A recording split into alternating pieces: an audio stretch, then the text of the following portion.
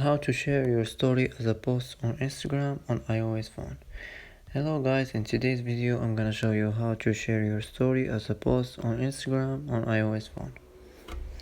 As you see here, all you have to do is click here and now click more, and now you will see share as a post. Click on it and now just click next, and after this you can write a caption or tag people or add location or add music, and after this just click share and it will be done.